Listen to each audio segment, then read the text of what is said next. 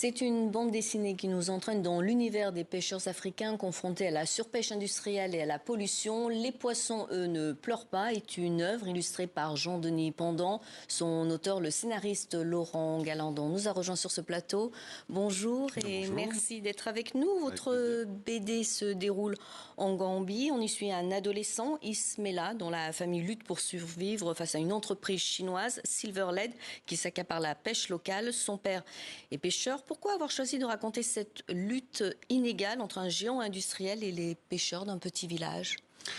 Alors, pour la petite histoire, Les Poissons ne pleurent pas, c'est une bande dessinée qui est née à l'initiative de l'Alliance française de Banjul, dont la directrice est très active et qui souhaitait faire une bande dessinée sur la Gambie, en nous laissant carte blanche complète. En amont, on a fait tout un travail un petit peu de recherche sur la Gambie qu'on connaissait finalement peu. Vous êtes rendu pas. sur place. Et on a été pendant 15 jours avec Jean-Denis sur place. Et donc en amont, j'avais tiré différents fils de récits potentiels et m'est venue cette histoire autour de cette usine de fabrication de farine de poisson parce qu'elle bouleverse complètement l'équilibre économique, social, écologique de ce village, en l'occurrence Gunjur. Et j'ai trouvé que c'était non seulement un terreau propice à une histoire, mais aussi que ça avait un côté beaucoup plus large, puisqu'en fait, ces usines elles sont implantées sur toute la côte ouest de l'Afrique et que c'est une forme de néocolonialisme économique. Donc ça avait comme ça une amplitude un peu plus grande. Alors c'est une fiction, mais aussi une histoire inspirée de faits réels. Alors bien évidemment, c'est inspiré puisque cette usine existe. Là, on a changé son nom. Différents événements qui sont relatés dans la bande dessinée sont des choses qui se sont passées, notamment des quelques actions des jeunes activistes gambiens. Les personnages et ce qui peut leur arriver est inspiré des rencontres qu'on a pu faire pendant ce séjour en immersion à Gunjur. Cette industrie a des effets dramatiques sur l'environnement, mais aussi sur la santé des habitants. Quelles sont les conséquences sanitaires pour la population locale ? Alors, les conséquences sanitaires, il y a la pollution de l'eau.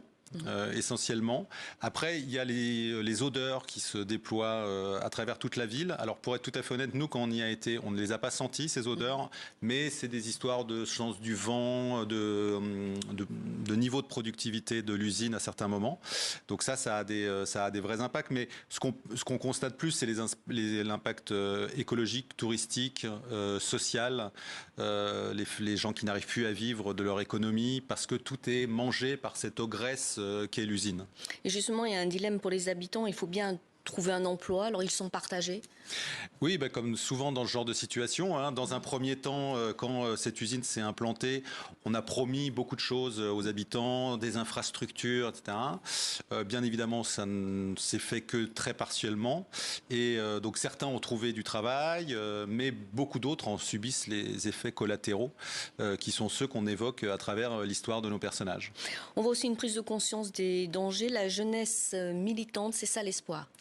Alors, elle est marginale, mais elle existe. Voilà, donc il y a toute une série de jeunes comme ça qui essayent à un moment donné de mettre en exergue tous ces problèmes, parce que pour une bonne part de la population, ils s'en occupent pas. Ils s'en occupent pas parce que la Gambie est un des pays les plus pauvres, si ce n'est le plus pauvre de l'Afrique de l'Ouest. Donc, on le sait tous, ça c'est valable pour tous les pays de la planète. Quand on a du mal à remplir son assiette, on a du mal à se préoccuper d'autre chose. Voilà, donc pour beaucoup, le sujet de l'écologie est pas primordial, mais certains jeunes, voilà, comme ça, commencent à se mobiliser à travers des associations, à travers des regroupements et à travers des actions. Et quels aspects de la vie quotidienne des pêcheurs vous ont le plus touché ou révolté pendant votre séjour sur place ? C'était surtout le fait de se rendre compte qu'à un moment donné, à la fois, leur travail avait complètement évolué, c'est-à-dire que évoluer plutôt dans le mauvais sens, puisque pendant des années, ils pouvaient pêcher à quelques miles de la côte, alors que maintenant, ils sont obligés d'aller très très loin. C'est des pirogues, c'est pas quand même des bateaux qui sont prévus pour de la haute mer, donc ils se mettent en danger en permanence. Il y a de moins en moins de poissons dans les surfaces dans lesquelles ils ont l'habitude de pêcher. Donc en fait, c'était déjà un pays pauvre, mais où chacun arrivait malgré tout à vivre de son travail.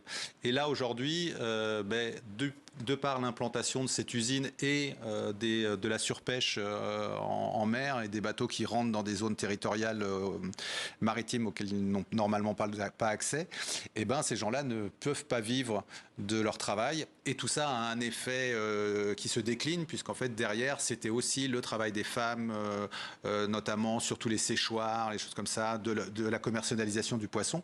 Donc tout ça est complètement bouleversé et on est un pays qui était déjà très pauvre, qu'on appauvrit encore un peu plus. Le titre est très fort. Qu'est-ce qu'il symbolise pour vous ?